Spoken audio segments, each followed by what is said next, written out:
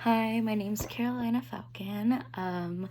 I'll be talking about chapter 4, The Hunger for Recognition. This chapter was honestly one of my favorites, mainly because in this chapter we talk about that everything that goes into recognition. So we start with the question of who are you? Like, what are you gonna do? As a kid, we always grew up with talking about what do you want to be when you grow up? And for me, mine would change constantly. I wanted to be a dentist.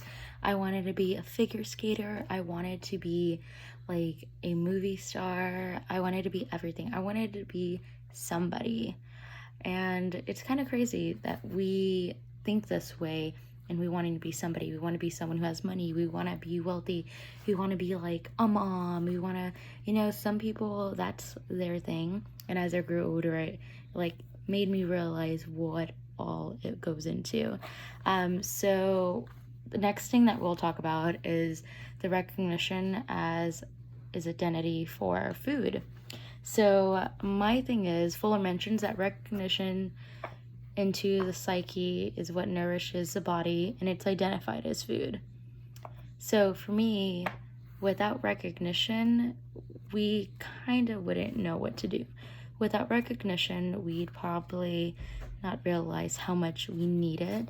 I grew up in a household where recognition wasn't always given, but it was just kind of, it was there, but not said.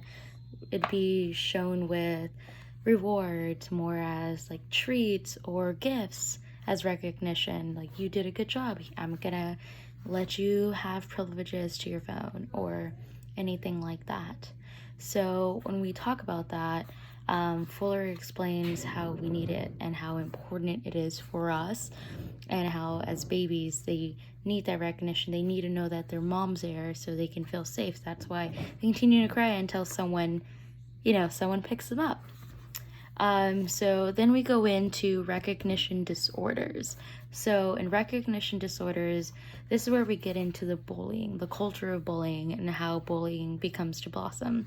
So think of it when a child is being bullied. Think of what they go through. Think of all the stuff, the torment, the words to them. They're not being told anything good. They're, of course, going to be affected with it, but it also leaves them a trail of all these other negative things following. So maybe at home, they're not giving that nurtured effect of being like, oh, it's okay, you're not, this isn't true, anything like that. If they keep receiving it, a child without, like, it's not going to have any shape or form that can be, it's just going to be a bigger issue. It's not going to help them whatsoever. So I have a story that I wanted to mention in here.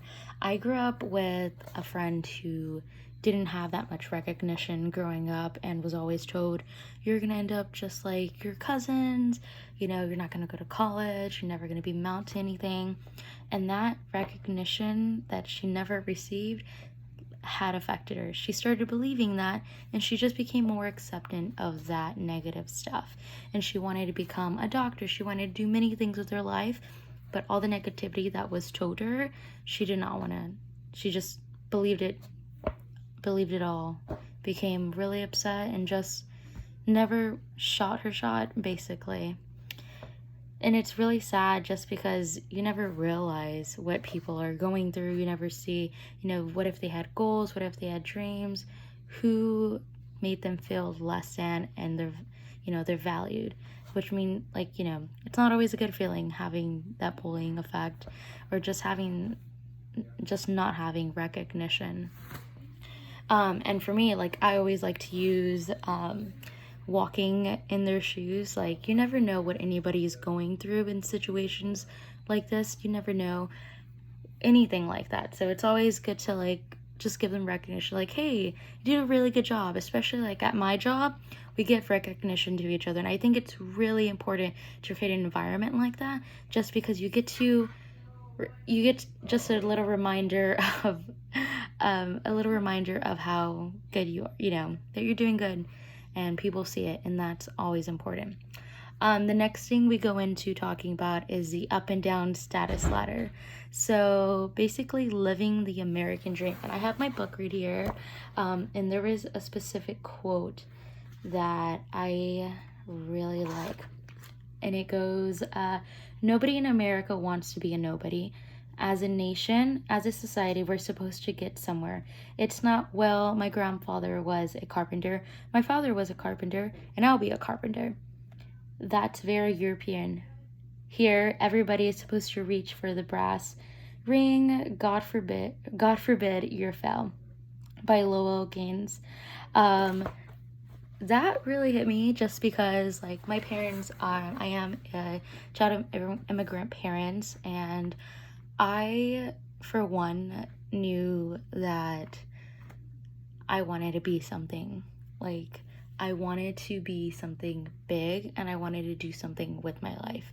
And not to like bring negativity, like anything bad towards my family, but I knew that they came for a reason, like a good, like a better future for me and giving me opportunities. And I think that's really important because not many people get to have those opportunities. You know, my parents focused me being in school, showed me that, hey, you can do a lot. You can, if you get a degree, you can do a lot better. If you choose to work, you can do well, but just, you know, having an education is really well. And there's a lot of people that don't have that support system or just that ability to, you know, to go from there. And I've had like family members, like my uncle was a farmer and his father was a farmer, and it's just gone like, oh, that's what I'm going to do my whole life because they did it. And it's like, no, you can actually decide. You don't have to fall into that ladder of just like, you know, he's going to do that, I'm going to do that up and down ladder that we get into. So the next thing I wanted to talk about was the ins and outs of Nobodyland. So we've all been there of how we felt alone because we, like for me, when everyone else is doing well in the class and I end up like bombing an exam and I'm just like, oh my God, like I'm so hard on myself for one, just because I know like I have so many things I want to do, and when I don't reach them, I just feel super negative, and I forget to remind myself that it isn't the biggest thing. Like, I'm alive still. I have all these things to look forward to. And I can get really hard on myself, and I can like have that value of like, am I even enough? Like, what am I doing? What's wrong with me?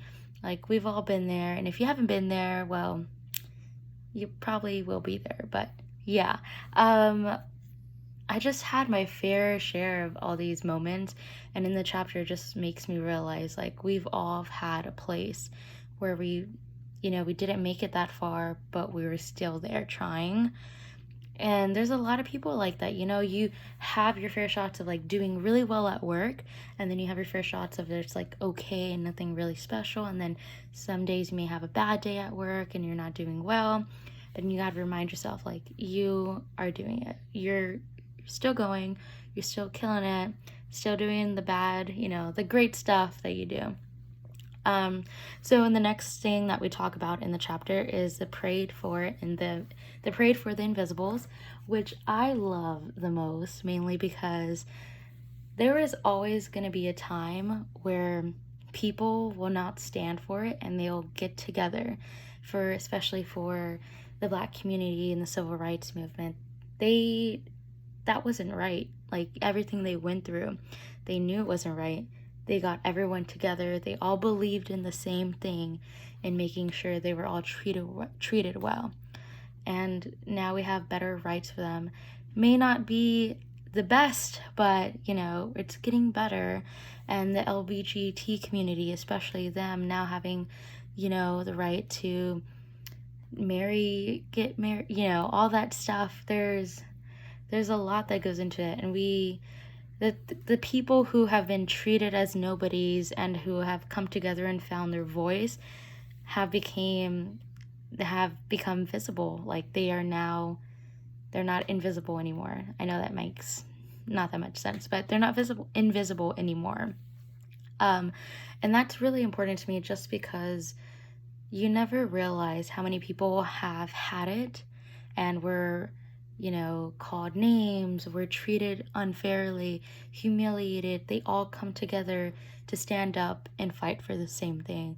And that's what really makes a really good community and what we need more of, because when a child is being bullied, like we go back into the bullying aspect of it, they need their friends. They need someone they can talk to so they don't feel alone and they can go through it, if not through it together, but help each other out and making sure that this doesn't happen again. And that's what a lot of these organizations did. The civil rights, like the movement, everything, they got together, they were tired of it, and they wanted change. So that's all I have for the somebodies and nobodies little review. Let me know what you think. I know I did have a lot of tongue twisters on my side, but yeah, hope you guys have a good day. Bye.